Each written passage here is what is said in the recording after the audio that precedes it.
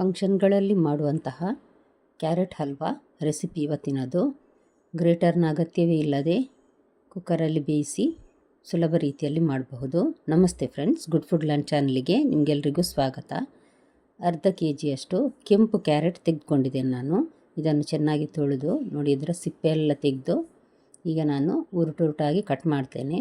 ತೀರಾ ಸಣ್ಣ ತುಂಡೇನು ಬೇಕಾಗಿಲ್ಲ, ಕುಕ್ಕರಲ್ಲಿ ಬೇಯಿಸ್ತೇವೆ ನಾವಿದನ್ನು. ಹಾಗಾಗಿ ನೋಡಿ ಈ ರೀತಿ ಕಟ್ ಮಾಡ್ತಾ ಇದ್ದೇನೆ. ನೋಡಿ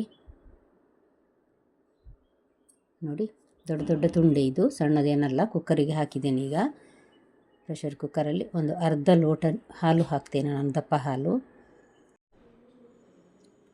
ನೋಡಿ 2 ಟೀ ಸ್ಪೂನ್ನಷ್ಟು ತುಪ್ಪ ಹಾಕ್ತೇನೆ ನಾನು.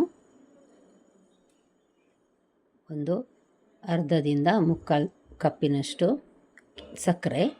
ಇದನ್ನು ಒಟ್ಟಿಗೆ ಹಾಕಿ ಈಗ ನಾವು ಕುಕ್ಕರ್ ಮುಚ್ಚಳ ಮುಚ್ಚಿ ಬೇಯಿಸುವ. ಇದನ್ನು ಒಂದು 3 ವಿಜಿಲ್ ಹಾಕಿದರೆ ಸಾಕು, ಬೇಗ ಬೇಯ್ತದೆ. ಇದು ತುಂಬ ಸಾಫ್ಟ್ ಇದೆ ಕ್ಯಾರೆಟ್ ಸಹ, ಕೆಂಪು ಕ್ಯಾರೆಟ್ ನೋಡಿ. ಹಾಗಾಗಿ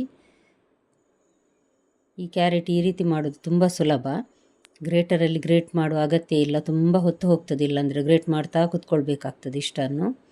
ನೋಡಿ ಈಗ 3 ಸೀಟಿ ಹಾಕಿದ ನಂತರ ತಣ್ಣಗಾದ ಮೇಲೆ ನಾನು ಇದನ್ನೀಗ ಕುಕ್ಕರ್ನ ಮುಚ್ಚಳವನ್ನು ಓಪನ್ ಮಾಡಿದ್ದೇನೆ. ಈ ರೀತಿ ಮ್ಯಾಶ್ ಮಾಡ್ತಾ ಇದ್ದೇನೆ. ನೋಡಿ ಚೆನ್ನಾಗಿ ಮ್ಯಾಶ್ ಮಾಡುವ. ಸ್ವಲ್ಪ ಸ್ವಲ್ಪ ತಿನ್ನಲಿಕ್ಕೆ ಸಿಗುವಂತಹ ಸಣ್ಣ ಪೀಸ್ ಗ್ರೇಟ್ ಮಾಡುವಾಗ ಹೇಗಿರ್ತದೆ ನೋಡಿ, ಆ ರೀತಿ ಇದ್ದರೆ ಸಾಕು. ನೋಡಿ ಚೆನ್ನಾಗಿ ಈಗ ಮಾಡಿ ಆಗಿದೆ.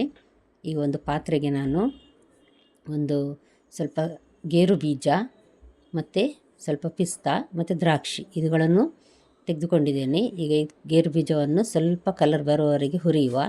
ನಂತರ ಪಿಸ್ತಾ ಮತ್ತು ದ್ರಾಕ್ಷಿ ಒಟ್ಟಿಗೆ ಹಾಕಿ ಇದನ್ನು ಗೇರು ಬೀಜ ಹೊಂಬಣ್ಣ ಬರುವವರೆಗೆ ಹುರಿದು ಇಡುವ. ಇದನ್ನೀಗ ನೋಡಿ ಚೆನ್ನಾಗಿ ಗೇರು ಬೀಜ ಕಲರ್ ಬಂದಿದೆ. ಈಗ ನಾವು ಕುಕ್ಕರಲ್ಲಿ ಬೇಯಿಸಿದ ಕ್ಯಾರೆಟನ್ನು ಹಾಕಿ ಇದನ್ನೀಗ ಕುದಿಸುವ. ನಾವು ಸ್ವಲ್ಪ ಗಟ್ಟಿಯಾಗುವವರೆಗೆ ಇದನ್ನು ನಾವು ಬೇಯಿಸಬೇಕು. ಮಧ್ಯಮ ಉರಿಯಲ್ಲಿಟ್ಟರೆ ನಡೀತದೆ, ಯಾಕೆ ಸಣ್ಣ ಉರಿಯಲ್ಲಿ ಇಡೋದು ಸಹ ಬೇಡ, ತುಂಬ ಹೊತ್ತು ತೆಗೆದುಕೊಳ್ತದೆ. ಜಾಸ್ತಿ ಉರಿಯಲ್ಲಿಟ್ಟರೆ ಬೇಗ ಆಗ್ತದೆ. ನಾನು ಮಾತ್ರ ಮಧ್ಯಮ ಉರಿಯಲ್ಲಿ ಇಟ್ಟು ಬೇಯಿಸ್ತಾ ಇದ್ದೇನೆ. ಇದನ್ನು ನೋಡಿ ಚೆನ್ನಾಗಿ ಕುದಿ ಬರ್ತಾ ಇದೆ. ಈಗ ನೋಡಿ ಹಾಲು ಆರ್ತಾ ಉಂಟು, ಇದರಲ್ಲಿ ಕಡಿಮೆ ಆಗ್ತಾ ಬರ್ತಾ ಇದೆ. ನಿಮಗೇನಾದರೂ ನಾನು ಮಾಡಿದ ವಿಡಿಯೋ ಇಷ್ಟ ಆಯಿತು ಅನಿಸಿದರೆ ದಯವಿಟ್ಟು ಲೈಕ್ ಮಾಡಿ.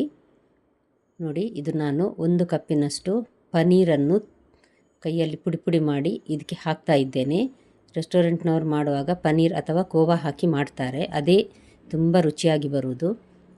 ಇದನ್ನೊಂದು ಸಲ ಚೆನ್ನಾಗಿ ಮಿಕ್ಸ್ ಮಾಡುವ. ಮತ್ತು ಸಬ್ಸ್ಕ್ರೈಬ್ ಮಾಡೋದನ್ನು ಮರಿಬೇಡಿ. ಹಾಗೂ ಫ್ಯಾಮಿಲಿ ಫ್ರೆಂಡ್ಸಿಗೆ ಶೇರ್ ಮಾಡಿ. ಮನೆಯಲ್ಲೂ ನೀವು ಒಮ್ಮೆ ಮಾಡಿ ನೋಡಿ, ಹೇಗೆ ಬರ್ತದೆ ಅಂತ ನಿಮಗೆ ಗೊತ್ತಾಗ್ತದೆ, ಎಷ್ಟು ರುಚಿಯಾಗಿರ್ತದೆ ಅಂತ. ನೋಡಿ ಈಗ ತುಂಬ ಹಾಲಿನ ಪಸೆ ಎಲ್ಲ ಆರಿದೆ. ಈಗ ನೋಡಿ ಇದೀಗ ಏಲಕ್ಕಿ ಪುಡಿ ಹಾಕಿದ್ದೇನೆ ನಾನು ಇದಕ್ಕೆ.